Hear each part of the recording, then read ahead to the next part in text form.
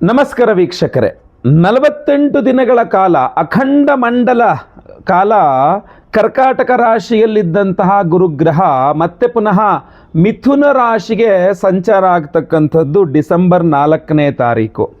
So ಈ December 4ನೇ ತಾರೀಕಿನ ನಂತರ ಮತ್ತೆ ಪುನಃ ಇನ್ನೊಂದು 6 ತಿಂಗಳುಗಳ ಕಾಲ ಗುರುಗ್ರಹ ಮಿಥುನ ರಾಶಿಯಲ್ಲೇ ಇರಲಿದ್ದಾನೆ. ಏನು ತಾತ್ಕಾಲಿಕವಾಗಿ ಕರ್ಕಾಟಕ ರಾಶಿ 48 ದಿನಗಳ ಕಾಲ ಹೋಗಿದ್ದ, ಅದು ಮುಗಿಸ್ ಮತ್ತು ವಾಪಸ್ ಗುರುಗ್ರಹ ಮಿಥುನ ರಾಶಿಗೆ ಬರಲಿದ್ದಾನೆ. ಇದರಿಂದಾಗಿ ಮೇಷರಾಶಿಯವರ ಮೇಲೆ ಒಂದು ವಿಶೇಷವಾಗಿರತಕ್ಕಂಥ ಗುರು ಪ್ರಭಾವದ ಬದಲಾವಣೆ ಏನಾಗಿತ್ತು. 4ನೇ ಮನೆಯಲ್ಲಿ ಗುರು ಇದ್ದಿದ್ದರಿಂದ 48 ದಿನಗಳ ಕಾಲ ನಿಮ್ಮ ಚತುರ್ಥದಲ್ಲಿ ಪರಮೋಚ್ಚ ಸ್ಥಿತಿಯಲ್ಲಿದ್ದ ವ್ಯಯಭಾಗ್ಯಾಧಿಪತಿಯಾದ ಗುರು ಮತ್ತೆ ಪುನಃ ತೃತೀಯಕ್ಕೆ ಬಂದಂತಾಯಿತು, 3ನೇ ಮನೆಗೆ. ಸೊ 3ನೇ ಮನೆಗೆ ಮತ್ತೆ ಪುನಃ ಗುರು ಬಂದ ಅಂತಂದ್ರೆ ವ್ಯಯಾಧಿಪತಿ ಹಾಗೂ ಭಾಗ್ಯಾಧಿಪತಿಯಾಗಿರತಕ್ಕಂಥ ಗುರುಗ್ರಹ ತೃತೀಯಕ್ಕೆ ಬಂದು ಮತ್ತೆ ಪುನಃ ಭಾಗ್ಯವನ್ನು ನೋಡ್ತಾನೆ. ಮೇಷರಾಶಿಯವರ ಒಂದು ಜೀವನದಲ್ಲಿ ಬಹಳಷ್ಟು ವ್ಯತ್ಯಾಸಗಳು ಮತ್ತೆ ಪುನಃ ಆಗಲಿದೆ ಅಂತ, ಅಂದರೆ ಪ್ರಭಾವ ತುಂಬ ವ್ಯತ್ಯಾಸ ಆಗಲಿದೆ. ಇದರಲ್ಲಿ ಕೆಲವಿಷ್ಟು ಪಾಸಿಟಿವ್ ಇದೆ, ಕೆಲವಿಷ್ಟು ನೆಗೆಟಿವ್ ಸಹ ಇದೆ. ಮೇಷರಾಶಿಯವರಿಗೆ ಇನ್ನು ಮುಂದೆ ಅಂದರೆ ಇನ್ನೊಂದು 6 ತಿಂಗಳುಗಳ ಕಾಲ ಅಂದರೆ 2026ನೇ ಇಸ್ವಿ ಮೇ ಜೂನ್ ತನಕ ಹೆಚ್ಚು ಕಡಿಮೆ ಒಂದು 5-6 ತಿಂಗಳು ಯಾವ ರೀತಿಯಲ್ಲಿ ಇದರ ಪ್ರಭಾವ ಇರಲಿದೆ ಅನ್ನುವಂಥದ್ದನ್ನ ಈ ವಿಡಿಯೋದಲ್ಲಿ ಸಂಪೂರ್ಣವಾಗಿ ತಿಳಿಸಲಿದ್ದೇನೆ. ನಮಸ್ಕಾರ, ನಾನು ವಿಠಲ್ ಭಟ್ ಮಾತಾಡ್ತಾ ಇರುವಂಥದ್ದು. ಪ್ರತಿಯೊಬ್ಬ ಮೇಷರಾಶಿಯವರಿಗೆ ಬಹಳ ಮುಖ್ಯವಾದಂತಹ ವಿಡಿಯೋ ಈ ವಿಶೇಷವಾದ ಗುರು ಸಂಚಾರ. ದಯವಿಟ್ಟು ಪ್ರತಿಯೊಬ್ಬ ಮೇಷರಾಶಿಯವರಿಗೆ ಈ ವಿಡಿಯೋ ರೀಚ್ ಆಗೋ ಥರ ವಾಟ್ಸಪ್ಪು, ಫೇಸ್ಬುಕ್ಕು, ಮೆಸೆಂಜರು, ಟೆಲಿಗ್ರಾಮು ಎಲ್ಲ ಕಡೆ ಸಾಮಾಜಿಕ ಜಾಲತಾಣಗಳಲ್ಲಿ ವಿಡಿಯೋನ ಶೇರ್ ಮಾಡ್ಲಿಕ್ಕೆ ಮರಿಬೇಡಿ. ನೀವಿನ್ನೂ ಸಬ್ಸ್ಕ್ರೈಬ್ ಮಾಡ್ಕೊಂಡಿಲ್ಲ ಚಾನಲ್ ಅಂದರೆ ದಯವಿಟ್ಟು ಕೆಳಗಡೆ ಸಬ್ಸ್ಕ್ರೈಬ್ ಅಂತ ಬಟನ್ ಅಂತೆ, ಸಬ್ಸ್ಕ್ರೈಬ್ ಮಾಡಿಕೊಂಡು ಬೆಲ್ ಬಟನ್ ಹೊತ್ಕೊಂಡು ಆಲ್ ಅಂತ ಮಾಡ್ಲಿಕ್ಕೆ ದಯವಿಟ್ಟು ಮರಿಬೇಡಿ. ವೀಕ್ಷಕರೇ, ಗುರುಗ್ರಹ ನಿಮಗೆ 12ನೇ ಮನೆಯ ಅಧಿಪತಿ ಆಗಿರ್ತಾನೆ ಹಾಗೂ 9ನೇ ಮನೆಯ ಅಧಿಪತಿ ಆಗಿರ್ತಾನೆ. ಮೊದಲನೇದಾಗಿ 12ನೇ ಮನೆಯ ಅಧಿಪತಿಯ ಪ್ರಭಾವವನ್ನು ನೋಡೋದಾದರೆ ವ್ಯಯಾಧಿಪತಿ, ಲಾಸ್, ನಷ್ಟದ ಮನೆಯ ಅಧಿಪತಿಯಾಗಿ ಗುರುಗ್ರಹ ಇನ್ನು ಮೇಲೆ ತೃತೀಯದಲ್ಲಿರ್ತಾನೆ ಅಂತಂದಾಗ ಅದೊಂದು ಸ್ವಲ್ಪ ನಿಮಗೆ ನೆಗೆಟಿವ್ ಕಡೆ ಹೋಗುತ್ತೆ, ಪಾಸಿಟಿವ್ ಇನ್ನೊಂಥರ ಇರುತ್ತೆ. ಸೊ ವ್ಯಯಾಧಿಪತಿಯಾಗಿ ತೃತೀಯದಲ್ಲಿದ್ದ ತಕ್ಷಣ ಬಹಳ ಮುಖ್ಯವಾಗಿ ನಿಮಗೆ ಹಾಗೂ ನಿಮ್ಮ ಸಹೋದರರಿಗೆ ಇನ್ನು ಮುಂದೆ ಒಂದು 6 ತಿಂಗಳು ಸ್ವಲ್ಪ ಮನಸ್ತಾಪವಾಗುವಂಥ ಸಾಧ್ಯತೆ ಇರ್ತದೆ. ಅಂದರೆ ನೀವು ಹೇಳಿದ್ದು ಅವ್ರಿಗಾಗಲಿಲ್ಲ, ಅವ್ರು ಹೇಳಿದ್ದು ನಿಮಗಾಗಲಿಲ್ಲ. ಅದರಲ್ಲಿ ಏನಾಗ್ಬಿಡುತ್ತೆ ಅಂದರೆ ಬರೇ ಸಹೋದರ ಅಂತಲ್ಲ, ಸಹೋದರಿ, ಅಣ್ಣ, ತಮ್ಮ, ಅಕ್ಕ, ತಂಗಿ, ಯಾರು ಬೇಕಾರಾಗಿರಬಹುದು, ಒಡ ಹುಟ್ಟಿದವರು ಅಂತ. ನಿಮ್ಮ ಮೇಷರಾಶಿಗೆ ಅವರ ಒಡ ಹುಟ್ಟಿದವರೊಂದಿಗೆ ಮತ್ತೆ ಪುನಃ ಮನಸ್ತಾಪಗಳಾಗಿರಬಹುದು, ಕಲಹಗಳಾಗಿರಬಹುದು, ಒಂದು ಒಪ್ಪಿಗೆ ಇರೋದಿಲ್ಲ. ಏನಂತೇವೆ, ನೀವು ಹೇಳಿದ್ನ ಅವ್ರು ಒಪ್ಪಲ್ಲ, ಅವ್ರು ಹೇಳಿದ್ನ ನೀವು ಒಪ್ಪಲ್ಲ, ಈ ಥರ ಆಗುವ ಸಾಧ್ಯತೆ ಇದೆ. ಇಲ್ಲಿ ನೆಗೆಟಿವಿಟಿ ಏನಪ್ಪ ಅಂತಂದರೆ, ನಿಮಗೆ ನಿಮ್ಮ ತಂದೆ, ಪೋಷಕರು, ತಂದೆ ಅಥವಾ ತಾಯಿ, ಅವರ ಸಪೋರ್ಟ್ ಕೂಡ ಸಿಗ್ತಕ್ಕಂಥ ಸಾಧ್ಯತೆಗಳು ಸ್ವಲ್ಪ ಕಡಿಮೆ ಆಗುತ್ತೆ. ಇದರ ಡೈರೆಕ್ಟ್ ಎಫೆಕ್ಟ್ ಬೀಳ್ತಕ್ಕಂಥದ್ದು ಮೇಷರಾಶಿಯವರ ಪಿತ್ರಾರ್ಜಿತ ಆಸ್ತಿ ವ್ಯವಹಾರಗಳ ಮೇಲೆ. ಇನ್ನು ಮುಂದೆ ಅಂದರೆ ಡಿಸೆಂಬರ್ 4ನೇ ತಾರೀಕು ನಂತರ ಮೇಷರಾಶಿಯವರ ಪಿತ್ರಾರ್ಜಿತ ಆಸ್ತಿಯ ಮೇಲೆ ವಿಶೇಷವಾದ ಪ್ರಭಾವ ಇದೆ. ಈ ಪ್ರಭಾವದಲ್ಲಿ ನಿಮಗೆ ಪಾಸಿಟಿವ್ ಜಾಸ್ತಿ ಆಗೋಗ್ತಾ ಇದೆ ಅಂತಲೋ ಏನೋ, ಒಟ್ಟು ಅಲ್ಲಿ ಒಂದು ಸ್ವಲ್ಪ ಏನು ಸಹೋದರ ಕಲಹ ಅನ್ನುವಂಥದ್ದು, ಸಹೋದರಿ ಕಲಹ ಅನ್ನುವಂಥದ್ದು ಇದರೆಲ್ಲ ಬರುವ ಸಾಧ್ಯತೆ ಸ್ವಲ್ಪ ಜಾಸ್ತಿ ಇದೆ. ಆದ್ದರಿಂದಾಗಿ ಇಲ್ಲ ಅಂತಂದರೆ ಇನ್ನೂ ಒಂದು ಏನಂತಂದರೆ, ಈ ಮನಸ್ತಾಪಕ್ಕೆ ವ್ಯಯಾಧಿಪತಿಯಾಗಿ ತೃತೀಯದಲ್ಲಿರ್ತಾನೆ. ಆದ್ದರಿಂದಾಗಿ ಸ್ವಲ್ಪ ನಿಮ್ಮಿಂದ ನಿಮ್ಮ ಸಹೋದರನ ಸ್ವಲ್ಪ ದೂರ ಮಾಡುವಂತಹ ಸಾಧ್ಯತೆಗಳು, ಪ್ರಯತ್ನಗಳು ನಡೆಯಲಿಕ್ಕಿದೆ. ಸೊ ಇದನ್ನು ನೀವು ಆಗದಂತೆ, ಆಸ್ತಿ ಎಲ್ಲ ಏನಪ್ಪ ಬರುತ್ತೆ ಹೋಗುತ್ತೆ, ನಾವು ಚೆನ್ನಾಗಿರಬೇಕು, ಒಡ ಹುಟ್ಟಿದವರು ಚೆನ್ನಾಗಿರಬೇಕು, ತಂದೆ ತಾಯಿನ ಚೆನ್ನಾಗಿ ನೋಡ್ಕೊಳ್ಬೇಕು, ಈ ಒಂದು ಮನಸ್ಥಿತಿಯಿಂದ ನೀವು ಮುಂದುವರ್ಕೊಂಡು ಹೋಗ್ತಕ್ಕಂಥದ್ದು ಬಹಳ ಉತ್ತಮ ಅಂತ ನನ್ನ ಸಲಹೆ. ಇನ್ನು ಮುಂದೆ ನೆಕ್ಸ್ಟ್ ಇದರ ಪ್ರಭಾವ ಬೀರ್ತಕ್ಕಂಥದ್ದು ನಿಮ್ಮ ವಿವಾಹಾದಿ ವಿಚಾರಗಳಲ್ಲಿ. ಅಂದರೆ ಮೇಷರಾಶಿಯ ಅವಿವಾಹಿತರು ವಿವಾಹದ ವಿಚಾರದಲ್ಲಿ ಈ ಗುರು ತೃತೀಯಕ್ಕೆ ಬಂದು ಭಾಗ್ಯವನ್ನು ನೋಡೋದ್ರ ಮೂಲಕ ಸ್ವಲ್ಪ ಅದೃಷ್ಟವನ್ನು, ಅಂದರೆ ಡಿಸೆಂಬರ್ 4ನೇ ತಾರೀಕು ನಂತರ ಒಂದು 6 ತಿಂಗಳೊಳಗೆ ನಿಮಗೆ ಗುರುಬಲ ಇಲ್ಲದೇ ಇದ್ದರೂ ಸಹ ವಿವಾಹಾದಿ ವಿಚಾರಗಳಲ್ಲಿ ಸ್ವಲ್ಪ ಅನುಕೂಲ ಮಾಡಿಕೊಡುವ ಸಾಧ್ಯತೆ ಇದೆ. ಸೊ ಅವಿವಾಹಿತ ಮೇಷರಾಶಿಯವರಿಗೆ ವಿವಾಹದ ವಿಚಾರದಲ್ಲಿ ಗುರುಬಲ ಇಲ್ಲದೆ ಹೋದರೂ ಭಾಗ್ಯಕ್ಕೆ ಗುರು ದೃಷ್ಟಿ, ಭಾಗ್ಯಾಧಿಪತಿಯಾಗಿ ಭಾಗ್ಯದ ಮೇಲೆ ಗುರುವಿನ ದೃಷ್ಟಿ ಇರೋದ್ರಿಂದ ಸ್ವಲ್ಪ ಸಹಾಯವನ್ನು ಮಾಡಲಿದ್ದಾನೆ. ಹಾಗೂ ದಾಂಪತ್ಯ ಕಲಹಗಳಿದ್ರೂ ಕೂಡ ಅದನ್ನು ಸರಿ ಮಾಡಲಿಕ್ಕೆ ಗುರುವಿನ ಅನುಗ್ರಹ ಆಶೀರ್ವಾದಗಳು ತುಂಬ ಅನುಕೂಲವಾಗಲಿದೆ ಅಂತ ಕಂಡು ಬರ್ತಾ ಇದೆ. ಇನ್ನು ಬಹಳ ಮುಖ್ಯವಾಗಿ ಅದೃಷ್ಟವನ್ನು ಗುರುಗ್ರಹ ನಿಮಗೆ ಕೊಡ್ತಕ್ಕಂಥದ್ದು ಈ ಡಿಸೆಂಬರ್ 4ನೇ ನಂತರ ಗುರು ಆರಾಧನೆ ಮಾಡಿದ್ರೆ. ಯಾಕೆಂದರೆ ಗುರುಗ್ರಹಕ್ಕೆ ಅನಿವಾರ್ಯತೆ ಇಲ್ಲ ನಿಮಗೆ ಅದೃಷ್ಟ ಕೊಡಬೇಕು ಅಂತ, ಬಟ್ ನೀವು ಆರಾಧನೆ ಮಾಡಿ ಆ ಒಂದು ಅದೃಷ್ಟವನ್ನು ಪಡ್ಕೊಳ್ಳಬಹುದಾಗಿರ್ತದೆ. ಯಾಕೆಂದರೆ ತೃತೀಯದಲ್ಲಿದ್ದು ಭಾಗ್ಯಾಧಿಪತಿಯಾಗಿ ತೃತೀಯದಿದ್ದು ಭಾಗ್ಯವನ್ನು ಕೊಡ್ತಾ ಇದ್ದಾರೆ ಅಂತಂದರೆ ಮೇಷರಾಶಿಯವರಿಗೆ ಅದೃಷ್ಟದ ಸಮಯ ಅಂತ ಹೇಳ್ಬೋದು. ಸೊ ಅದರಿಂದಾಗಿ ಇವರು ಏನು ಮಾಡಬೇಕು ಬಹಳ ಮುಖ್ಯವಾಗಿ ಅಂತಂದರೆ ಗುರುಗ್ರಹದ ಆರಾಧನೆಯನ್ನು ಮಾಡಿಕೊಳ್ಬೇಕು.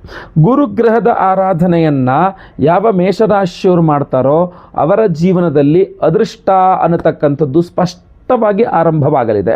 ಸೊ ನೀವು ನಿಮ್ಮ ಜೀವನದಲ್ಲಿ ನನಗೆ ಎಲ್ಲೂ ಅದೃಷ್ಟನೇ ಇಲ್ಲ ಅನಿಸುತ್ತೆ, ನಂಗೆ ಅದೃಷ್ಟ ಚೆನ್ನಾಗಿಲ್ಲ, ಕೆಲಸ ಸಿಗಲ್ಲ, ನಂಗೆ ಅದೃಷ್ಟ ಚೆನ್ನಾಗಿಲ್ಲ, ಕೆಲಸ ಆಗಲ್ಲ, ನಂಗೆ ಅದೃಷ್ಟ ಚೆನ್ನಾಗಿಲ್ಲ, ಸೈಟ್ ಆಗಲ್ಲ, ವ್ಯವಹಾರ ಆಗಲ್ಲ, ಮದುವೆ ಆಗಲ್ಲ, ಮಕ್ಕಳಾಗಲ್ಲ, ಏನೋ ಒಂದು ಆಗಲ್ಲ ಅಂತ ಚಿಂತೆ ಮಾಡ್ತಿರ್ತೀರಲ್ಲ, ಚಿಂತೆ ಮಾಡೋ ಅವಶ್ಯಕತೆ ಇಲ್ಲ.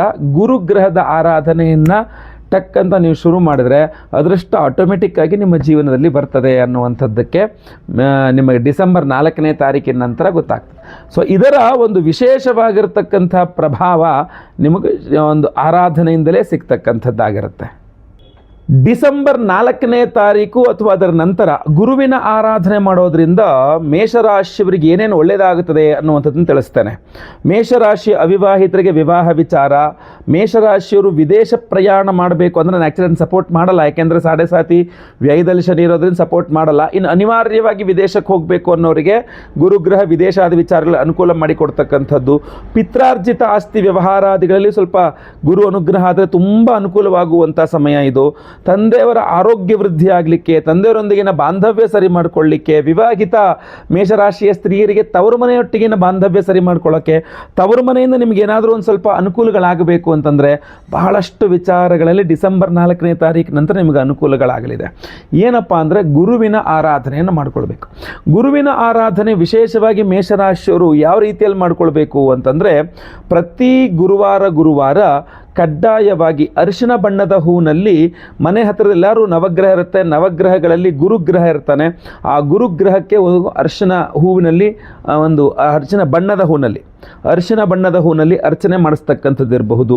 ಮನೆ ಹತ್ರ ಎಲ್ಲರೂ ಸಾಯಿಬಾಬಾ ದೇವಸ್ಥಾನ ಆಗಿರ್ಬೋದು, ಅಥವಾ ರಾಘವೇಂದ್ರ ಸ್ವಾಮಿಗಳ ದೇವಸ್ಥಾನ ಆಗಿರ್ಬೋದು, ದತ್ತಾತ್ರೇಯರ ದೇವಸ್ಥಾನ ಆಗಿರ್ಬೋದು, ಈಶ್ವರನ ದೇವಸ್ಥಾನ ಆಗಿರ್ಬೋದು. ಗುರುವಾರಗಳಲ್ಲಿ ಹೋಗಿ ನೀವು ಯಥಾಶಕ್ತಿ ಅಭಿಷೇಕ ಪೂಜೆಯನ್ನಾಗಿರಬಹುದು, ಅಥವಾ ಅಲ್ಲಿ ಅನ್ನದಾನಾದಿಗಳಿರಬಹುದು, ಅಥವಾ ಕಡಲೆಕಾಳನ್ನು ಸಮರ್ಪಣೆ ದಾನ ಮಾಡ್ತಕ್ಕಂಥದ್ದು ಇರಬಹುದು, ಮಾಡಿದ್ರೆ ತುಂಬ ಅನುಕೂಲ ಆಗ್ತದೆ. ಇಲ್ಲಿ ಬಹಳ ಮುಖ್ಯವಾಗಿ ನಾನು ಈ ವಿಡಿಯೋ ಎಂಡಲ್ಲಿ ಒಂದು ಅದ್ಭುತವಾದಂತಹ ಭಾಗ್ಯ ಸೂಕ್ತ ಮಂತ್ರವನ್ನು ಹೇಳ್ತೇನೆ. ಆ ಮಂತ್ರವನ್ನು ಪ್ರತಿ ದಿವಸ ಅದೃಷ್ಟವನ್ನು ಕೊಡ್ತಕ್ಕಂಥ ಭಾಗ್ಯೋದಯ ಮಂತ್ರ ಅದು.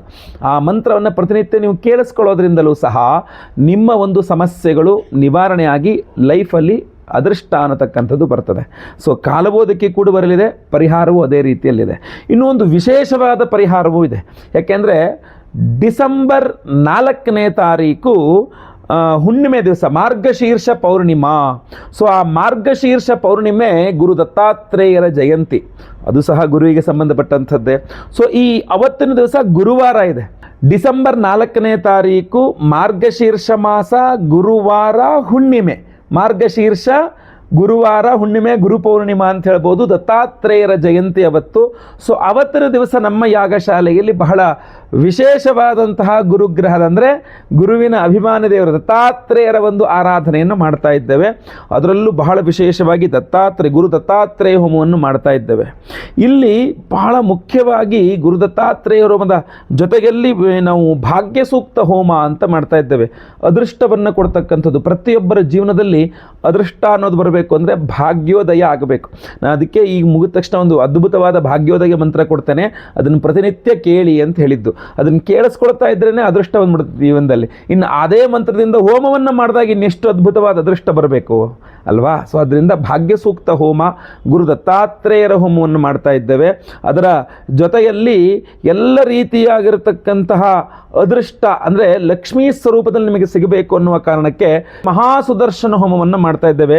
ಲಕ್ಷ್ಮೀ ಸುದರ್ಶನ ಹೋಮವನ್ನು ಮಾಡ್ತಾ ಇರತಕ್ಕಂಥದ್ದು. ಸೊ ಈ ಲಕ್ಷ್ಮೀ ಸುದರ್ಶನ ಹೋಮ ಹಾಗೂ ಭಾಗ್ಯ ಸೂಕ್ತ ಹೋಮ, ಗುರು ದತ್ತಾತ್ರೇಯರ ಹೋಮ ಇದ್ರ ಜೊತೆಗೆ ಸಂತಾನ ಇಲ್ಲದವರಿಗೆ ಸಂತಾನ ಆಗಬೇಕು ಅಂತ ಸಂತಾನ ಗೋಪಾಲಕೃಷ್ಣ ಹೋಮ, ಆಮೇಲೆ ನಿಮ್ಮೆಲ್ಲ ಸರ್ಪದೋಷಗಳ ಪರಿಹಾರಕ್ಕೆ ಆಶ್ಲೇಷ ಬಲಿ ಪೂಜೆ, ಸರ್ಪಶಾಂತಿ ಹೋಮ, ಗುರು ಶಾಂತಿ, ಶನಿ ಶಾಂತಿ, ನವಗ್ರಹ ಶಾಂತಿ, ಹೀಗೆ ಎಲ್ಲ ವಿಶೇಷವಾದಂತಹ ವಿಭಿನ್ನವಾದ 9 ವಿಧದ ವಿಶೇಷವಾದ ದೇವತಾರಾಧನೆಗಳನ್ನು ಅವತ್ತಿನ ದಿವಸ ಡಿಸೆಂಬರ್ 4ನೇ ತಾರೀಕು ಗುರುವಾರ ಹುಣ್ಣಿಮೆ ದಿವಸ ನಮ್ಮ ಯಾಗಶಾಲೆಯಲ್ಲಿ ಮಾಡ್ತಾ ಇದ್ದೇವೆ. ಹಾಗೂ ಎಲ್ಲರಿಗೂ ಸಹ ವಿಶೇಷವಾಗಿ ಪ್ರಸಾದ ಸ್ವರೂಪ ಇದೊಂದು ಮತ್ಸ್ಯಮಣಿಯ ಡಾಲರನ್ನು ಕೊಡ್ತಾ ಇದ್ದೇವೆ. ಮತ್ಸ್ಯಮಣಿ, ಈ ಹಿಂದಿಯಲ್ಲಿ ಮಚ್ಮಣಿ ಅಂತ ಕರೀತಾರೆ. ಮತ್ಸ್ಯಮಣಿ ನಿಮಗೆ ನಾನು ಈ ಹಿಂದೆ ಮತ್ಸ್ಯ ಯಂತ್ರಗಳನ್ನೆಲ್ಲ ಕೊಟ್ಟಿದ್ದೆ, ಬಹಳಷ್ಟು ಜನಕ್ಕೆ ಆರ್ಡರ್ ಮಾಡಿ ತೆಗೆದುಕೊಂಡಿದ್ದಾರೆ ನಮ್ಮ ಹತ್ರ, ಕೈಯಲ್ಲೇ ಬರೆದಂಥ ಮತ್ಸ್ಯ ಯಂತ್ರಗಳನ್ನೆಲ್ಲ. ಅದೇ ಥರ ಅದ್ಭುತವಾದ ಶಕ್ತಿ ಇರತಕ್ಕಂಥದ್ದು ಮತ್ಸ್ಯಮಣಿ. ಈ ಮತ್ಸ್ಯಮಣಿಯ ಡಾಲರನ್ನು ಗುರುವಾರದ ದಿವಸ ಹುಣ್ಣಿಮೆ, ಡಿಸೆಂಬರ್ 4ನೇ ತಾರೀಕು ಹುಣ್ಣಿಮೆ ಗುರುವಾರದ ದಿವಸ ಈ ಮತ್ಸ್ಯಮಣಿಯನ್ನು ಗುರು ದತ್ತಾತ್ರೇಯ ಹೋಮ, ಅದೇ ರೀತಿಯಲ್ಲಿ ಲಕ್ಷ್ಮೀ ಸುದರ್ಶನ ಹೋಮ, ಆಮೇಲೆ ಭಾಗ್ಯ ಸೂಕ್ತ ಹೋಮ, ಸಂತಾನ ಗೋಪಾಲಕೃಷ್ಣ ಹೋಮ, ಆಶ್ಲೇಷ ಬಲಿ ಪೂಜೆ, ಸರ್ಪಶಾಂತಿ ಹೋಮ, ಗುರುಶಾಂತಿ ಶನಿ ಶಾಂತಿ ಸಹಿತ ಮಹಾನವಗ್ರಹ ಶಾಂತಿ 9 ವಿಧದ ವಿಶೇಷವಾದಂತಹ ಆರಾಧನೆಗಳಲ್ಲಿ ಈ ವಿಶೇಷವಾದ ಈ ಮತ್ಸ್ಯಮಣಿ ಅನ್ನುವಂಥದ್ದು ಎನರ್ಜೈಸ್ ಮಾಡಿಕೊಡ್ತೇವೆ. ಪ್ರತಿಯೊಬ್ಬರೂ ಧಾರಣೆ ಮಾಡಿಕೊಳ್ಬಹುದು. ಜೀವನದಲ್ಲಿ ಗುರು ಅನುಗ್ರಹವಾಗಬೇಕು, ಗುರು ಬಲ ಅಥವಾ ಗುರುವಿನ ಅನುಗ್ರಹ ಚೆನ್ನಾಗಿ ಕೆಲಸ ಮಾಡಬೇಕು, ಜೊತೆಗೆ ಅದೃಷ್ಟ ಭಾಗ್ಯೋದಯ ಸಿಗಬೇಕು ಅನ್ನುವಂಥ ಕಾರಣಕ್ಕೆ. ಸೊ ಆದ್ದರಿಂದ ಸಂಕಲ್ಪ ಸೇವೆಗೆ ಹೆಸರು ಕೊಡ್ತಕ್ಕಂಥವ್ರು ತಡ ಮಾಡಬೇಡಿ. ಸ್ಕ್ರೀನ್ ಮೇಲೆ ಕಾಣುವಂಥ ನಂಬರ್ಗೆ ನಿಮ್ಮ ಹೆಸರು, ಗೋತ್ರ ಗೊತ್ತಿದ್ರೆ, ನಕ್ಷತ್ರ ಗೊತ್ತಿದ್ರೆ, ರಾಶಿ ಗೊತ್ತಿದ್ರೆ ಬೇಗ ವಾಟ್ಸಪ್ ಮಾಡ್ಕೊಳ್ಬಹುದು. ಲೈವಲ್ಲಿ ನಿಮ್ಮ ಹೆಸರು ನಾನೇ ಸಂಕಲ್ಪ ಮಾಡ್ತೇನೆ. ಎಲ್ಲ ಹೋಮಗಳನ್ನು ಲೈವ್ ನೋಡ್ತೀರಾ. ಪ್ರಸಾದ ನಿಮಗೆ ಎಲ್ಲ ಹೋಮಗಳ ಭಸ್ಮ, ನಾಗಾರಾಧನೆ, ಅರಿಶಿನ ಪ್ರಸಾದ ಜೊತೆಗೆ ಈ ವಿಶೇಷವಾದಂತಹ ಮತ್ಸ್ಯಮಣಿ ನಿಮಗೆ ಎಲ್ಲರಿಗೂ ಸ್ಪೀಡ್ ಪೋಸ್ಟ್ ಮೂಲಕ ನಾವು ಕಳುಹಿಸಿಕೊಡಲಾಗ್ತದೆ. ಸೊ ಸ್ಕ್ರೀನ್ ಮೇಲೆ ಕಾಣುವಂಥ ನಂಬರ್ಗೆ ಬೇಗ ನಿಮ್ಮ ವಿವರಗಳನ್ನೆಲ್ಲ ವಾಟ್ಸಪ್ ಮಾಡಿಕೊಳ್ಳಿ. ಹಾಗೂ ಈಗ ಮುಂದೆ ನಾನು ಹೇಳುವಂತಹ ಭಾಗ್ಯ ಸೂಕ್ತವನ್ನು ಪ್ರತಿದಿನ ಕನಿಷ್ಠ ಪಕ್ಷ 3 ಬಾರಿ ಆದರೂ ಕೇಳಿಸ್ಕೊಳ್ತಾ ಇದ್ದರೆ ಅದೃಷ್ಟ ಖಂಡಿತವಾಗಿ ನಿಮ್ಮ ಜೊತೆಗಿರಲಿದೆ. ವಿಡಿಯೋ ಇಷ್ಟ ಆದರೆ ದಯವಿಟ್ಟು ಲೈಕ್ ಮಾಡಲಿಕ್ಕೆ ಮರಿಬೇಡಿ. ವಾಟ್ಸಪ್, ಫೇಸ್ಬುಕ್, ಮೆಸೆಂಜರ್, ಟೆಲಿಗ್ರಾಮ್ ಎಲ್ಲ ಕಡೆ ಸಾಮಾಜಿಕ ಜಾಲತಾಣಗಳಲ್ಲಿ ವಿಡಿಯೋನ ಶೇರ್ ಮಾಡಲಿಕ್ಕೆ ಮರಿಬೇಡಿ. ನೀವಿನ್ನು ಚಾನಲ್ ಸಬ್ಸ್ಕ್ರೈಬ್ ಮಾಡ್ಕೊಳ್ಳಿ ಅಂದರೆ ದಯವಿಟ್ಟು ಕೆಳಗಡೆ ಸಬ್ಸ್ಕ್ರೈಬ್ ಅಂತ ಬಟನ್ ಇರುತ್ತೆ, ಸಬ್ಸ್ಕ್ರೈಬ್ ಮಾಡಿಕೊಂಡು ಬೆಲ್ ಬಟನ್ ಒತ್ಕೊಂಡು ಆಲ್ ಅಂತ ಮಾಡಲಿಕ್ಕೆ ದಯವಿಟ್ಟು ಮರಿಬೇಡಿ. ಮುಂದಿನದಲ್ಲಿ ಮತ್ತೆ ಪುನಃ ಸಿಗ್ತೇನೆ. ಎಲ್ಲರಿಗೂ ಸಹ ಒಳ್ಳೆಯದಾಗಲಿ. ಲೋಕ ಸಮಸ್ತ ಸುಖಿನೋ ಭವಂತು. ನಾರಾಯಣ ನಾರಾಯಣ ನಾರಾಯಣ. ಓಂ ಶ್ರೀ ಗುರುಭ್ಯೋ ನಮಃ. ಹರಿ ಓಂ. ಪ್ರಾತರಗ್ನಿಂ ಪ್ರಾತರಿಂದ್ರಗಂ ಹವಾಮಹೇ, ಪ್ರಾತರ್ಮಿತ್ರಾವರುಣಾ ಪ್ರಾತರಶ್ವಿನಾ, ಪ್ರಾತರ್ಭಗಂ ಪೋಷಣಂ ಬ್ರಹ್ಮಣಸ್ಪತಿಂ ಪ್ರಾತಃ ಸೋಮಮುತರುದ್ರಗಂ ಹುವೇಮ, ಪ್ರಾತರ್ಜಿತಂ ಭಗಮುಗ್ರಗಂ ಹುವೇಮ ವಯಂ ಪುತ್ರಮಧಿತೇರ್ಯೋ ವಿಧರ್ತಾ, ಆದ್ರಶ್ಚಿದ್ಯಂ ಮನ್ಯಮಾನಸ್ತುರಶ್ಚಿದ್ರಾಜಾಚಿದ್ಯಂ ಭಗಂ ಭಕ್ಷೀತ್ಯಾಹ, ಭಗ ಪ್ರಣೇತರ್ಭಗ ಸತ್ಯರಾಧೋ ಭಗೇ ಮಾಂ ಧಿಯಮುದವದನ್ನಃ, ಭಗ ಪ್ರಣೋಜನಯ ಗೋಭಿರಶ್ವೈಃ ಭಗ ಪ್ರಣಭಿರ್ವಂತಸ್ಯಾಮ, ಉತೇದಾನೀಂ ಭಗವಂತಸ್ಯಾಮೋತ ಪ್ರಪಿತ್ವ ಉತ ಬಧ್ಯೆ ಅಹ್ನಾಂ, ಉದೋದಿತಾ ಭಗವಂತ್ ಸೂರ್ಯಸ್ಯ ವಯಂ ದೇವಾನಾಗುಂ ಸುಮತೋಸ್ಯಾಮ, ಭಗ ಏವ ಭಗವಾಗುಂ ಅಸ್ತು ದೇವಾಸ್ತೇನ ವಯಂ ಭಗವಂತಸ್ಯಾಮ, ತಂತ್ವಾ ಭಗ ಸರ್ವ ಇಜ್ಜೋ ಹವೀಮಿಸನೋ ಭಗಪುರ ಏತಾ ಭವೇಹ, ಸಮಧ್ವರಾ ಯೋಷಸೋ ನಮಂ ತದಧಿಕ್ರಾವೇವ ಶುಚಯೇ ಪದಾಯ, ಅರ್ವಾಚೀನಂ ವಸುವಿದಂ ಭಗನ್ನೋ ರಥಮಿವಾಶ್ವಾ ವಾಜಿನ ಆವಹಂತು, ಅಶ್ವಾವತೀರ್ಗೋಮತೀರ್ನ ಉಷಾಸೋ ವೀರವತೇಃ ಸದಮುಚ್ಛಂತು ಭದ್ರಾಃ, ಘೃತಂ ದುಹಾನಾ ವಿಶ್ವತಃ ಪ್ರಪೀನಾ ಯೂಯಂ ಪಾತ ಸ್ವಸ್ತಿಭಿಃ ಸದಾ ನಃ. ಓಂ ಯೋ ಮಾ ಆಗ್ನೇ ಭಾಗಿನಗಂ ಸಂತಮಥಾ ಭಾಗಂ ಚಿಕೀರ್ಷತಿ, ಅಭಾಗಮಗ್ನೇ ತಂಕುರು ಮಾ ಭಗ್ನೇ ಭಾಗಿನಂ ಕುರು, ಭಾಗ್ಯದೇವತಾಯೈ ನಮಃ. ಹರಿ ಓಂ.